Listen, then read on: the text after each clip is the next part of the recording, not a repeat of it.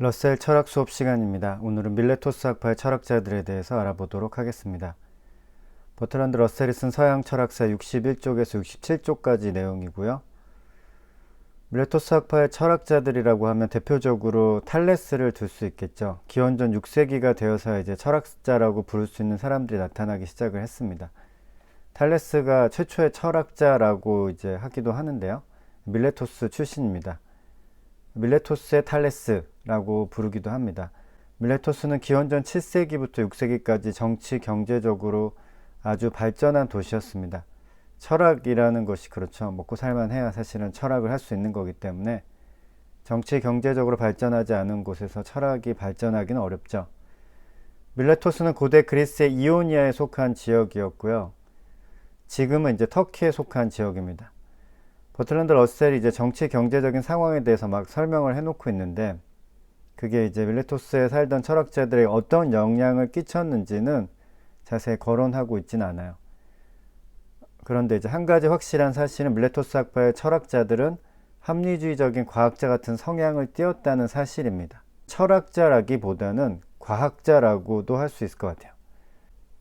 탈레스는 언제 태어나서 언제 죽었는지 확실하지가 않습니다. 탈레스가 활동했던 시기를 추측하는 증거 중 하나가 기원전 585년에 일어났던 일식을 탈레스가 예측했다는 사실입니다.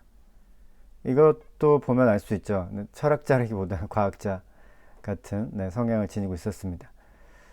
그랬다고 해서 이제 그가 천재였다는 건 아니고, 일식을 예측했다고 그가 천재였다는 건 아니고, 이미 그 당시에 활발하게 문화 교류가 일어나던 바빌로니아 이제 천문학자들도 이미 19년 주기로 일식이 일어난다는 사실을 알고 있었다고 합니다. 그런데 이제 월식은 확실하게 예측이 가능했는데 일식은 모든 지역에서 볼 수 있는 게 아니라 특정한 장소에서만 볼 수 있었기 때문에 예측하는 데 어려움이 있었습니다. 탈레스가 가지고 있었던 지식도 아마 바빌로니아 천문학자들 수준 정도였을 것이라고 짐작을 하고 있습니다. 탈레스는 만물의 근원은 물이라고 주장을 했는데 이는 형이상학적 주장이나 종교적인 주장이 아닙니다. 우리가 이제 철학자라고 하면 19세기까지 이제 주로 이제 형이상학적인 이야기들을 많이 했기 때문에 주로 이제 머릿속에서 생각해서 그냥 막 말하는 게 아닌가라고 우리가 추측할 수 있죠. 근데 그런 게 아니라 그러니까 기원전 6세기의 이 탈레스의 경우에는 과학적인 주장입니다. 일종의 과학적인 주장이고 탈레스는 이 주장에 대한 나름의 근거를 가지고 있었고 자기가 세운 가설을 시험할 준비가 되어 있었습니다. 그러니까 완전히 과학자 같은 태도를 가지고 있었죠. 아마도 최초의 철학자들은 만물의 근본 물질에 대한 궁금증을 가지고 있었던 것으로 보입니다. 거기서 이제 사유의 시작을 한다. 그렇게 생각을 했던 것 같아요. 밀레토스 학파의 대표적인 철학자로 러셀은 3명 정도 듭니다. 그 중에 이제 두 번째가 아낙시만드로스입니다. 아낙시만드로스 역시 만물의 근본 물질이 무엇인지에 대해서 이론을 세웠습니다. 그는 만물이 제일 실체에서 비롯되지만 그것은 탈레스가 주장한 물이 아니며 우리가 아는 다른 어떤 실체도 아니라고 주장했다. 그것은 무한하고 영원하며 나이를 먹지도 늙지도 않는 실체로서 여러 세계를 에워싸고 있다고 말한다. 아낙시만드로스는 우리가 사는 세상이란 여러 세계 가운데 한 세계일 뿐이라고 생각했다. 이 제일 실체는 낯익은 다양한 물질 형태로 변하고 그러한 물질들은 서로 다른 모습으로 바뀐다. 아낙시만드로스가 내세운 이론은 지금 읽어봐도 고개를 끄덕일 만한 내용이죠. 만물의 근원이 물이라는 주장은 그 당시에는 그럴듯한 주장이었어요. 그런데 지금의 과학 지식으로 비추어 보면 틀린 말이죠, 틀린 말. 하지만 아낙시만드로스의 주장은 딱히 틀린 말이 없어요. 지적할 만한 부분이 없습니다. 우리가 사는 세상이 여러 세계 가운데 한 세계일 뿐이라는 주장은 요새 유행하는 이제 멀티버스와 이제 일맥상통하고 있어요. 옛날에도 이런 생각했구나라고 재밌죠. 그래서 밀레토스 학파의 철학자 중 현대에 가장 주목할 만한 학자는 아낙시만드로스입니다.